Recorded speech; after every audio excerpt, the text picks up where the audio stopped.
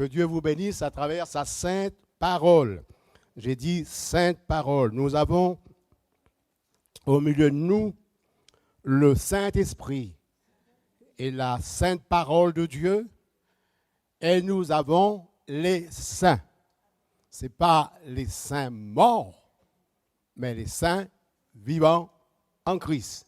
Que Dieu vous bénisse abondamment à travers sa parole. Nous allons faire une lecture dans le psaume 119 et le verset 33. C'est une prière sincère. C'est une prière inspirée. C'est une prière qui nous enseigne ce que nous devons nous aussi aspirer et ce que nous aussi nous devons demander au Seigneur. Qu'est-ce qu'il demande? Il prie, dit, enseigne-moi, Éternel, la voie de tes statuts, pour que je la retienne jusqu'à la fin. Donne-moi l'intelligence pour que je garde ta loi et que j'observe de tout mon cœur. Conduis-moi dans le sentier de tes commandements, car je l'aime. Incline mon cœur vers tes préceptes et non vers le gain. Détourne mes yeux de la vue des choses vaines. Fais-moi vivre dans ta voie. Accomplis envers ton serviteur tes promesses, qui est pour ceux qui te craignent. Éloigne de moi l'opprobre que je redoute, car tes jugements sont pleins de bonté. Voici, je désire pratiquer tes ordonnances. Fais-moi vivre dans ta justice. Amen. Gloire au Seigneur pour sa parole. Voilà, cette prière n'est pas du tout superflue. Nous avons besoin de dépendre du Seigneur. Amen. Et le titre que j'ai mis ce matin à cette pensée que je veux partager avec vous, c'est dépendre de Dieu. Sont heureux ceux qui dépendent de Dieu. Seront heureux ceux qui dépendront de Dieu. Dieu a créé l'homme pour qu'il soit heureux. Il l'a placé dans le jardin d'Éden, jardin délices. C'était un paradis. Tout était merveilleux. Il n'y avait pas de problème climatique. Il n'y avait pas de canicule. Il n'y avait pas d'hiver terrible comme on connaît parfois. Il n'y avait pas de cyclone, pas d'inondation, rien de ces choses. Il y avait une entente entre Adam et Ève. Tout allait à merveille.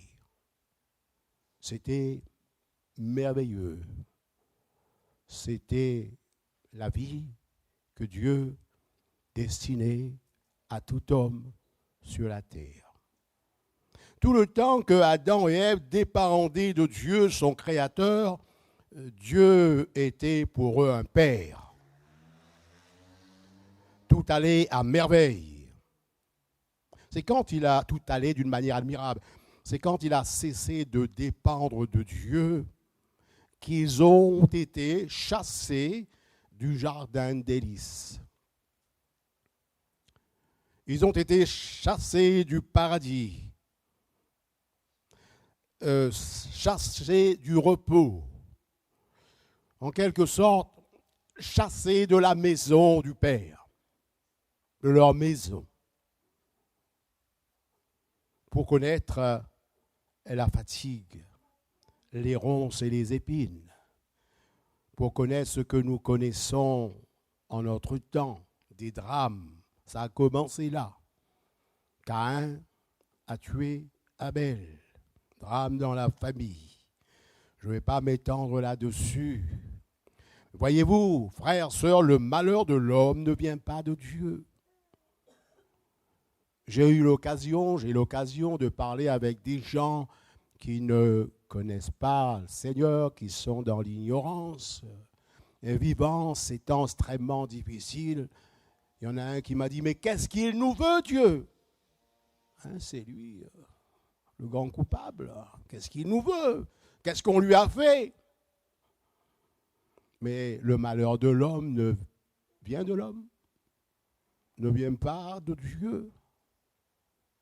Qu'est-ce qu'il nous veut? J'ai répondu, Dieu veut que tu sois sauvé.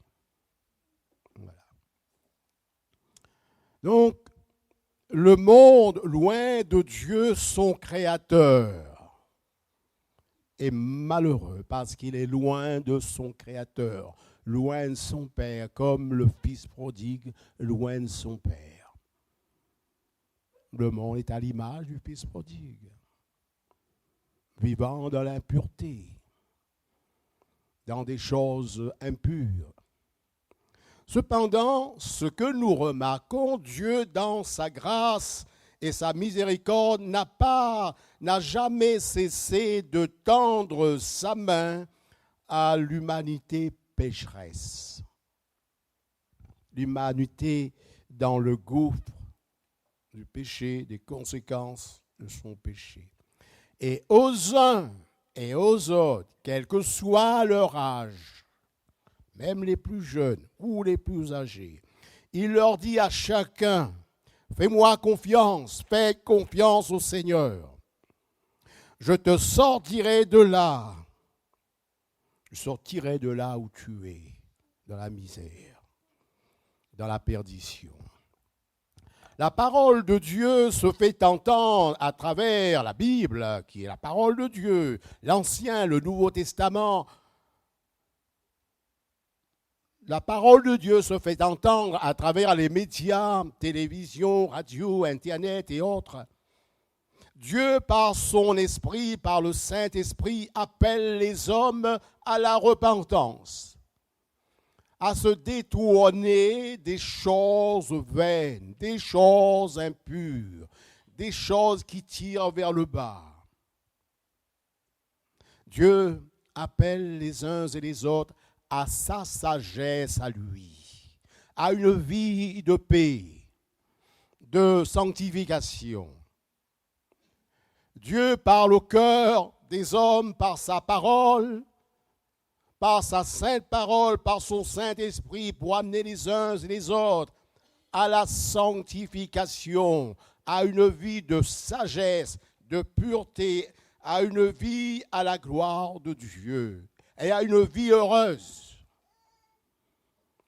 Le premier mot du premier psaume, nous le lirons, psaume premier, dit ceci, heureux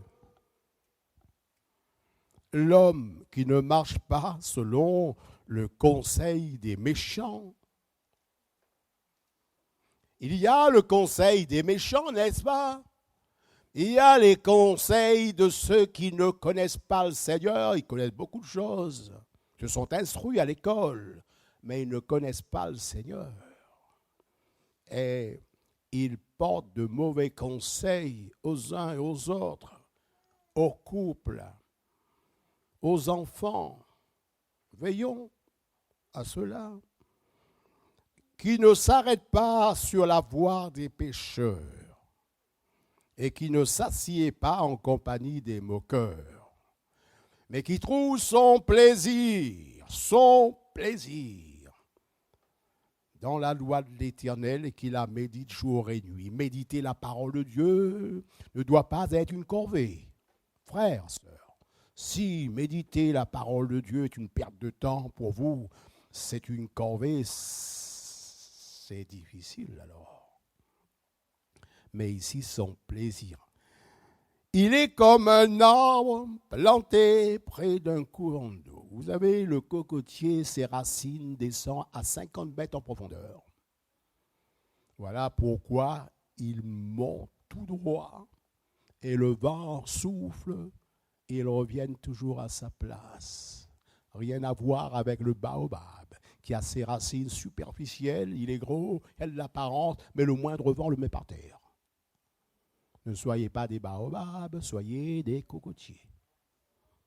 De ceux qui tiennent debout, malgré la tempête, malgré le vent. Donc, il est comme un arbre planté près d'un courant d'eau qui donne son fruit en sa saison et dont le feuillage ne se flétrit point, tout lui réussit. Même s'il y a des épreuves, difficultés, il tient bon. Le Seigneur a le pouvoir de garder ceux qui sont en lui. L'obéissance à la parole de Dieu, c'est la source du bonheur et de la réussite. Heureux qui se détournent de mauvais conseils, de mauvaise compagnie. Heureux ceux qui aiment la bonne compagnie, les bonnes compagnies. Heureux ceux qui aiment les frères et sœurs en Christ. Heureux ceux qui aiment la parole de Dieu. Heureux ceux qui aiment la parole de Dieu. D'accord? Ceux qui aiment communion fraternelle et qui puisent chaque jour dans cette source d'eau vive, dans cette source de sagesse, dans cette source de bons conseils, cette source qui nous fortifie pour contrer toute mauvaise tentation.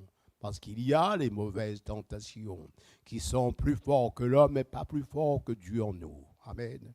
Pour contrer toutes les mauvaises influences, pour ne pas accepter les mauvais compromis. N'accepte pas de mauvais compromis. Soyez ferme dans le Seigneur. Soyez intègre dans les voies de Dieu.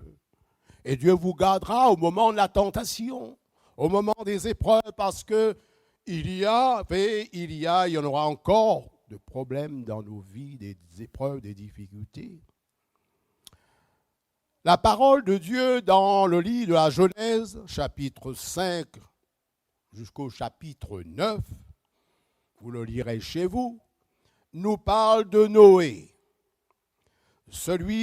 Noé, son nom signifie celui qui nous console de nos fatigues.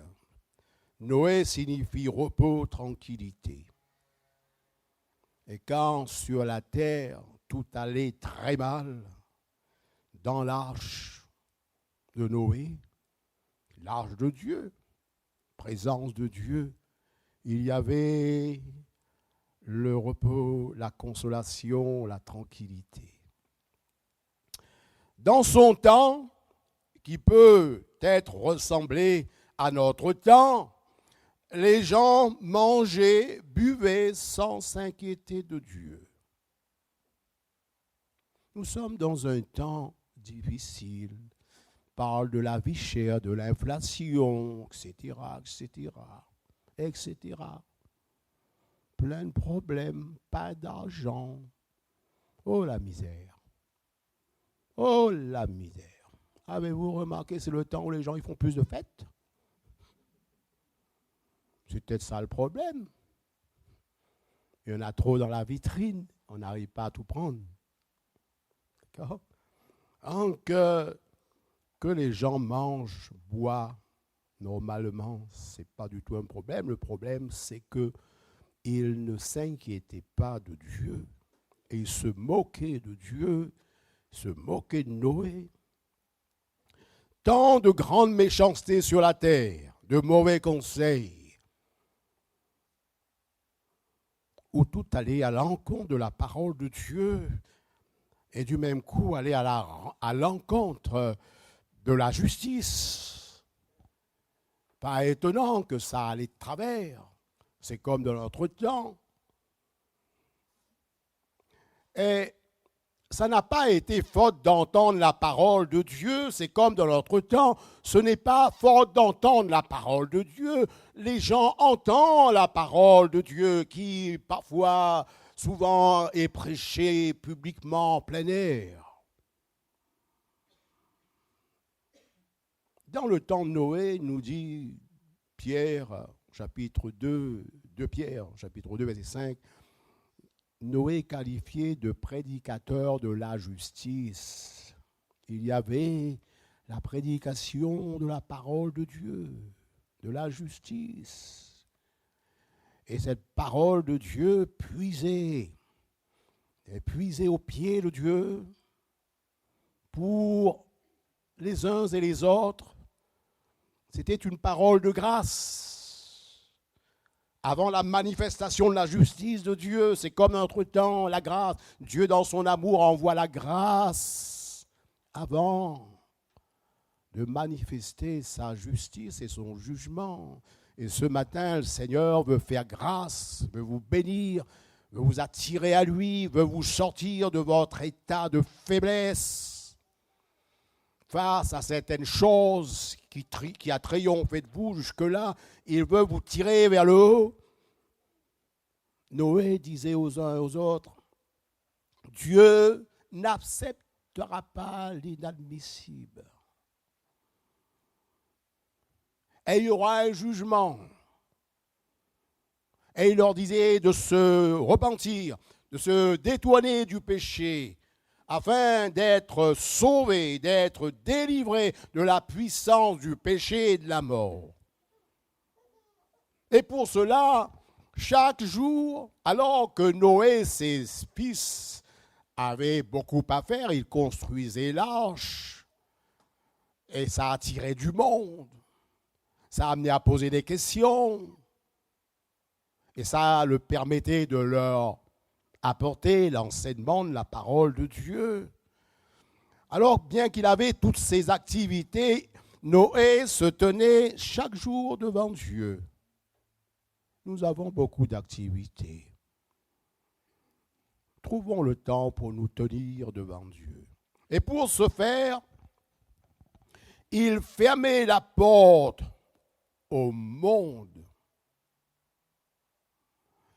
pour s'ouvrir vers Dieu. Et quand je dis fermer la porte au monde,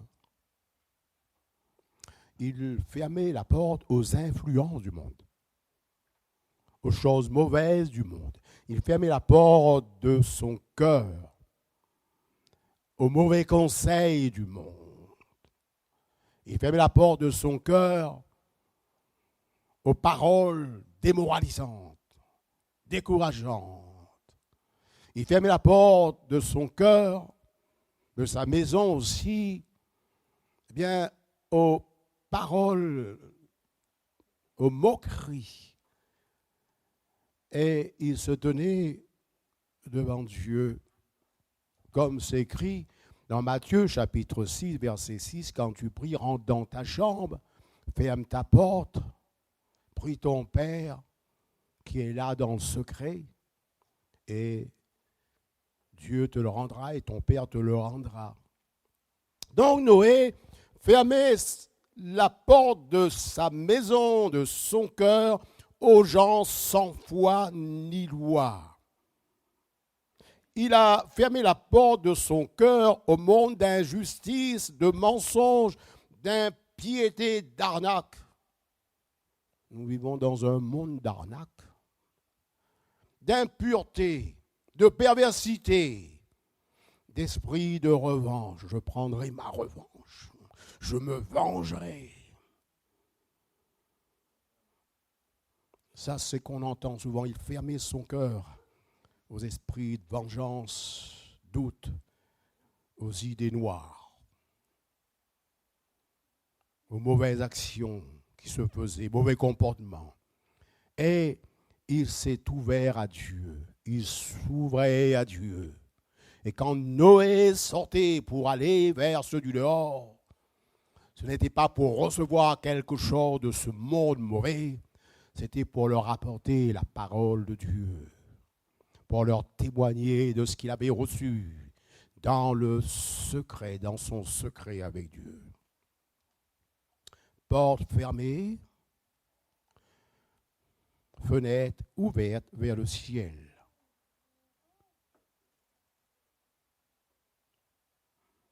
C'est ce que nous devons faire, fermer la porte aux choses mauvaises du monde et ce qui nous permettra de ne pas nous distraire des choses mauvaises. Souvent, quand nous regardons vers Dieu, nous tournons vers Dieu, les choses du monde viennent nous accaparer, distractions, les choses mauvaises. Apprendre à fermer nos cœurs à toutes ces influences pour être libre avec Dieu. Cela nous fait penser aux paroles de Moïse à Israël face à la mer Rouge, face à l'impossible. Peut-être vous vous trouvez dans une situation impossible, une situation de détresse. Et Exode 14, verset 13, Moïse leur a parlé de la part de Dieu. Et il leur a dit ce qu'il vous dit ce matin. Ne craignez rien. Ne craignez pas les Égyptiens qui, dans ce temps-là, étaient une image du monde idolâtre. Ne les craignez pas. Ne craignez pas ceux qui se moquent de vous, ceux qui ne vous comprennent pas, ceux qui vous persécutent. Jésus a dit, vous aurez tribulation dans le monde. Prenez courage, j'ai vaincu le monde. C'est notre Jésus que nous avons dans notre cœur par le Saint-Esprit. Et Moïse, de la part de Dieu, leur a dit, ne craignez pas la mer Rouge. Oh, humainement parlant, il y avait de quoi craindre. Et je comprends, il y a parfois de quoi craindre. Mais quand il y a de quoi craindre, le Seigneur dit, ne crains pas ce que tu crains.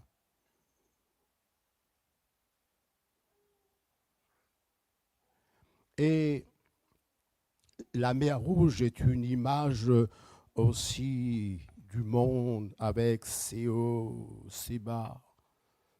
Ça va, c'est calme, c'est tranquille, on respire, c'est bien. Et puis tout d'un coup, une mauvaise nouvelle. Ça ne va plus du tout. Des hauts, des bas. Ne crains pas ces choses. Et il leur a dit, restez en place. Restez en place. Restez là où Dieu vous a conduit dans sa présence, parce qu'Israël était là où il devait être. Face à la mer Rouge, derrière les Égyptiens, mais ils étaient là où ils devaient être. C'est ça que c'est important. Ce qui est important, c'est que nous soyons là où Dieu veut que nous soyons. Après, ça ne veut pas dire que tout ira à merveille. Et dans la mesure, à partir du moment où nous sommes là où le Seigneur nous a conduits, alors même s'il y a la tempête, le Seigneur nous gardera, nous préservera. Alors, restez en place, voulant dire du calme, pas de panique, tranquillité. Ayez foi en Dieu. Jésus a dit, croyez en Dieu, croyez en moi. Et gardez votre espérance. Et il leur a dit, regardez, non pas les Égyptiens qui viennent derrière. Oh là, si on regarde de ce côté, c'est terrible. Le problème souvent, c'est que nous avons nos yeux sur nos problèmes. Il n'aura pas dit, regardez la mer Rouge devant vous. De quoi? Eh bien, avoir l'esprit encore plus dans l'abattement. Il a dit, regardez la délivrance que l'Éternel va vous accorder en ce jour. Donc regardez vers Dieu, frère. Regardez vers celui qui est assis sur le trône. Regardez vers celui qui règne. Regardez vers celui qui est assis sur son trône quand il y a eu le déluge. Le Seigneur, il n'a pas été déstabilisé. Il est assis, il est resté assis sur son trône. Regardez vers Dieu. Regardez vers le haut. Vers celui qui est élevé dans la gloire. Donc, fermez la porte à toute nouvelle décourageante et ouvre la fenêtre vers le ciel. Dans le psaume 121, verset 1er, voilà ce qui est écrit. Je lève mes yeux vers les montagnes, vers les hauteurs. Vers Dieu, vers le haut alors. C'est là que me viendra le secours. Lève tes yeux vers le Seigneur, vers celui qui règne, vers le Créateur, vers celui qui dit et la chose s'accomplit. C'est là que viendra pour toi le secours. Le secours me vient de l'Éternel, l'Éternel qui a fait les cieux et la terre et la mer et tout ce qui s'y trouve. Bon, là, je n'ai pas ajouté à la parole de Dieu, parce que c'est une réalité, mais j'ai ajouté à ce qui était écrit ici. Et il ne permettra pas que ton pied chancelle. Celui qui te garde ne sommeille point. Voici, ne sommeille ni ne dort celui qui garde Israël. L'Éternel est celui qui te garde. Il est ton ombre à ta main droite pendant le jour. Le soleil ne te fera point, ni la lune pendant la nuit. L'Éternel te gardera de tout mal. Il gardera ton âme. L'Éternel gardera ton départ jusqu'à ton arrivée, dès maintenant et à jamais, demeure en celui qui a le pouvoir de te garder et il ne manquera pas de te protéger. Revenons à Noé. Noé a pris de bonnes résolutions. Veux-tu ce matin prendre de bonnes résolutions? À tes résolutions, il y aura donc le succès des bonnes résolutions. Résolution de se tourner vers Dieu chaque jour. Amen. Chaque jour. Non pas seulement une fois le temps quand tout va mal. Chaque jour. En dépit des moqueries des incrédules, des méchants, des idolâtres, en dépit des mauvaises compagnies qui existent. Il ne faut pas suivre les mauvaises compagnies, disent souvent les parents aux enfants, mais parfois le problème, c'est que c'est le papa qui suit mauvaise compagnie. Parfois, c'est la maman aussi qui suit mauvaise compagnie. Donc, le psaume 119 ressemblait à Noé.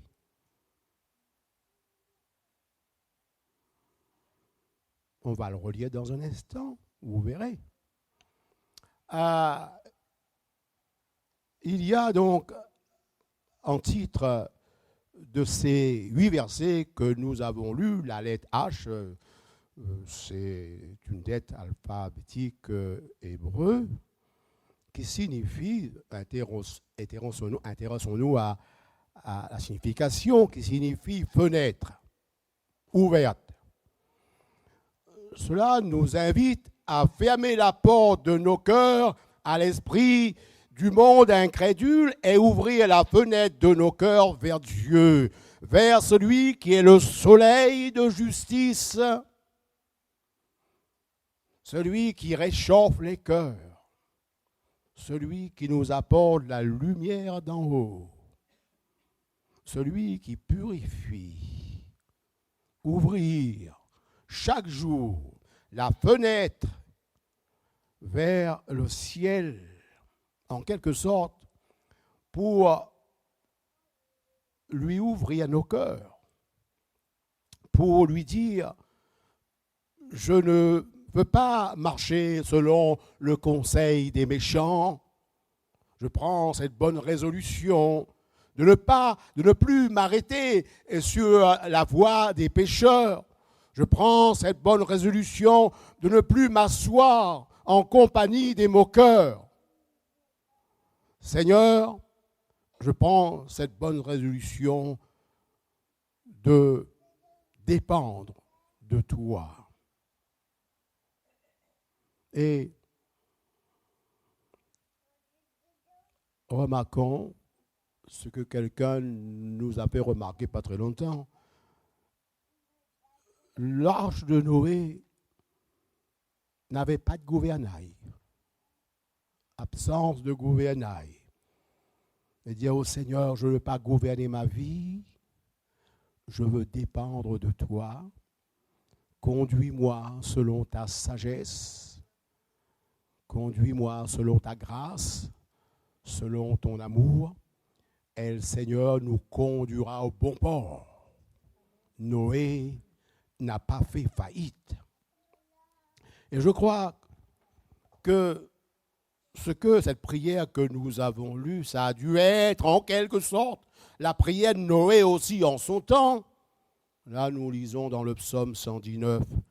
Nous avons lu dans le psaume 119, c'est pas Noé qui l'a écrit, mais vous savez, c'est le même esprit, l'esprit qui était en Noé, était aussi dans le cœur de celui qui a écrit ce psaume. Et qu'est-ce qu'il dit? Il dit, enseigne-moi la voie de tes statuts pour que je la retienne jusqu'à la fin. Donne-moi l'intelligence. Ce n'est pas une intelligence qu'on arrive à acquérir ici-bas, sur la terre, à l'école, mais l'intelligence de Dieu. Pour que je garde ta loi et que j'observe de tout mon cœur. Conduis-moi dans les sentiers de tes commandements. Et s'il prie ainsi, il veut dire, moi-même, je ne peux pas me conduire. Moi-même, je ne peux pas me conduire dans tes sentiers. Si tu m'abandonnes, Seigneur, je reste là où je suis, je me perds. Même si j'ai la bonne volonté. J'avais de la bonne volonté autrefois de m'en sortir des choses qui dominaient dans ma vie. Et j'arrivais à m'en sortir, 2-3 jours. Ça recommençait de plus belle après. Donc nous avons besoin, comme celui qui a écrit ce psaume, bien d'autres, et Noé également, de dire au Seigneur, j'ai besoin que tu me conduis. Et nous laisser conduire par le Seigneur. Ce n'est pas tout de dire Seigneur, conduis-moi, mais nous laisser conduire par lui. Il dit, incline mon cœur vers les préceptes. Incline mon cœur vers ta parole puissante, pleine de vertu, pleine de pouvoir. La parole de Dieu a le pouvoir de te délivrer, te sauver, te garder, te protéger, te conduire. Conduis-moi dans le sentier de tes commandements. Incline mon cœur vers tes préceptes et non vers le gain. Ça veut dire quoi? Ça veut dire que chacun de nous ici, moi y compris, eh bien, si nous ne faisons pas attention, chaque jour, nous sommes portés vers les choses de la terre. Les choses que nos yeux voient, nos oreilles entendent. Et il nous faut la grâce de Dieu pour pouvoir, chaque jour, nous détourner des choses vaines, des choses qui n'apportent rien. Et il dit, fais-moi vivre dans ta voie. Il avait la volonté, mais pas le pouvoir. C'est pourquoi il prie le Seigneur. Et accomplis envers ton serviteur ta promesse qui est pour ceux qui te craignent. Éloigne de moi le propre que je redoute. Voici, car tes jugements sont pleins de bonté, voici, je désire pratiquer tes ordonnances. Fais-moi vivre dans ta justice. Ça veut dire que il ne pouvait pas par lui-même vivre dans la justice de Dieu. Donc il a cherché la grâce, la puissance de Dieu, et nous de même.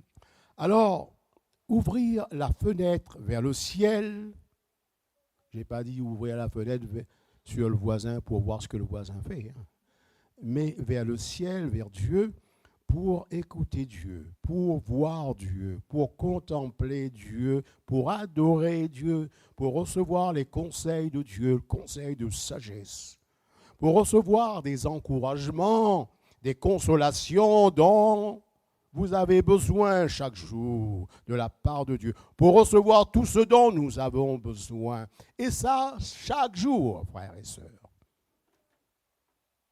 Je suis sûr que Noé, chaque jour, il ouvrait cette fenêtre vers Dieu et il fermait la porte au monde. Il y a un moment dans chaque jour où il faut oublier même notre travail, il faut oublier nos activités, nos soucis, il faut oublier toutes ces choses. Parfois même un moment où le mari doit oublier sa femme, ses enfants, ou la femme doit oublier son mari et ses enfants, ou les enfants doivent oublier ses parents, parce que là, c'est avec Dieu. Nous avons nos prières avec l'Église, nos prières en famille, mais il y a aussi cette prière moi et mon Dieu. Amen. Gloire au Seigneur. Donc, comme Noé en son temps, il a eu besoin du soutien de Dieu pour pouvoir tenir. Ah, il nous faut tenir. Oui, il nous faut tenir. Parce que ça ne va pas tout seul. Ça ne tient pas tout seul. Pour persévérer. Et si on dit persévérer, ça sous-entend que ce n'est pas la facilité. Vous savez, on n'a pas besoin de persévérer pour manger le rocaille saucisse. Hein? Ça marche tout seul. Il n'y a pas besoin de persévérer pour prendre son lit le soir quand on est fatigué. Ça marche tout seul. Mais il y a des situations où il faut de la persévérance, de la volonté. Donc, pour ne pas se décourager face aux détracteurs, dans son temps qui lui traitaient de fou et qui lui faisaient entendre des paroles démoralisantes. Il y a des paroles à ne pas écouter. Il y a des paroles à écouter, il y a des paroles à ne pas écouter. Alors comme lui, comme Noé, nous avons aussi en notre temps besoin de prier Dieu chaque jour pour qu'il nous enseigne. Nous avons besoin de chaque jour dépendre du Seigneur. Et Dieu, qui a été fidèle à Noé, nous sera aussi fidèle. N'est-ce pas que Dieu a été fidèle à Noé? Les promesses que Dieu a faites à Noé ont été accomplies. Amen. Ce qu'il a vécu sur la terre lui a été rendu. Il a récolté ce qu'il a semé. On récolte ce qu'on sème. Moi, pas longtemps, j'ai semé de la salade. Et, voilà. Et Dieu ne m'a pas conduit dans une salade. Hein. Alors, comme j'étais incrédule, je dis, ces graines de salade, ça ne va pas pousser, ça fait tellement longtemps qu'il est dans le sachet. Alors, j'en ai mis plein. Alors, j'ai une quantité, hein. Tout a poussé. Ah oui. Et je me suis dit, mais on récolte ce qu'on sème. Voilà. On sème beaucoup et de bonnes choses. On récolte beaucoup de bonnes choses. Ce monde. Il a récolté ce qu'il a semé. Comme il avait pris cette bonne résolution de fermer sa porte, la porte de son cœur, aux mauvaises influences du monde, aux choses ténébreuses de la terre, et pour ouvrir son cœur à Dieu, alors, en temps voulu de Dieu, et il y aura le temps voulu de Dieu, il y aura le temps de Dieu. C'est Dieu qui lui a fermé dans l'arche de sa présence. Dieu a fermé Noé dans l'arche de sa protection pour qu'il ne soit pas ruiné dans la tempête qui s'est abattue sur la terre. Il y avait une tempête. Il y avait les éclairs, il y avait le tonnerre, il y avait la pluie. Alors la pluie, il y avait des glissements de terrain, des inondations, il y avait des déplacements de terrain, il y avait un grand tremblement de terre. La terre a été désaxée et elle est toujours désaxée. C'est pourquoi il y a beaucoup de gens qui sont désaxés. Voilà. Et c'est pourquoi nous connaissons de plus en plus bien ce désordre climatique. Tout allait très mal sur la terre. Il y avait de l'angoisse sur la terre. Il y avait de la détresse. Il y avait de la panique. Il y avait la peur. Noé et sa famille, tranquillité, repos, consolation dans l'arche de Dieu, dans la présence de Dieu. C'est ce qui nous attend nous aussi. Tranquillité, repos, dans la présence de Dieu. Et je parle du repos éternel dans la présence de Dieu.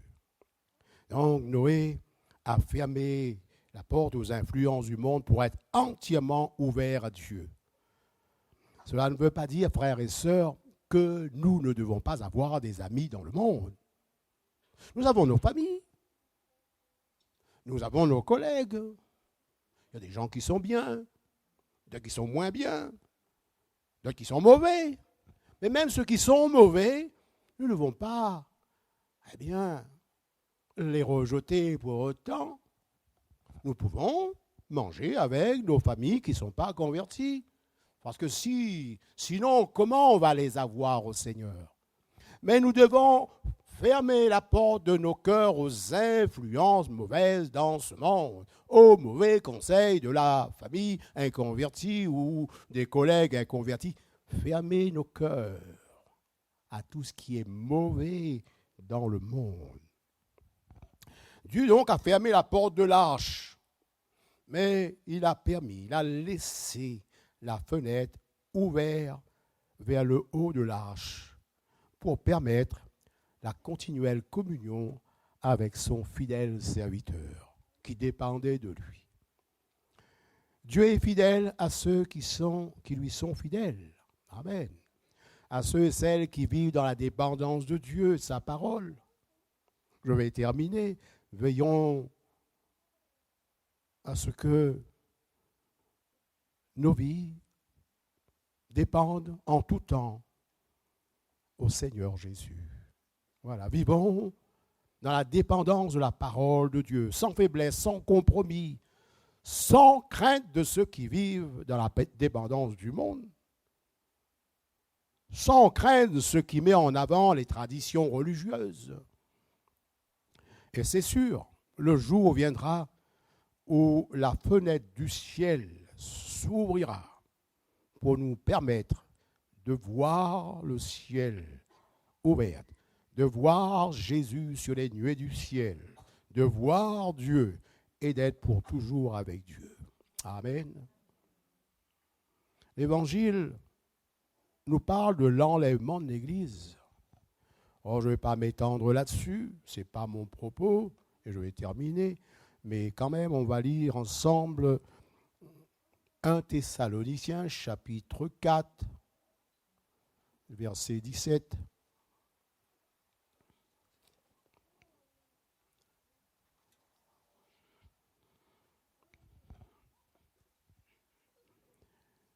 Il est dit ensuite, nous les vivants qui serons restés, nous serons tous ensemble enlevés avec eux sur des nuées à la rencontre du Seigneur dans les airs. Ainsi, nous serons toujours avec le Seigneur. Consolez-vous donc les uns les autres par ces paroles.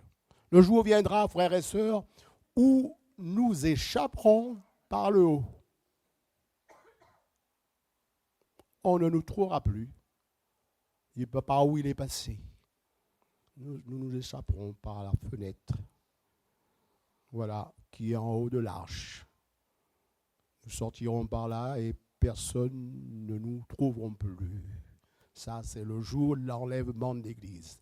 Dans Apocalypse, chapitre 3, verset 10, dernier verset pour ce matin, bien sûr, une autre fois, il y aura d'autres versets. Nous lisons «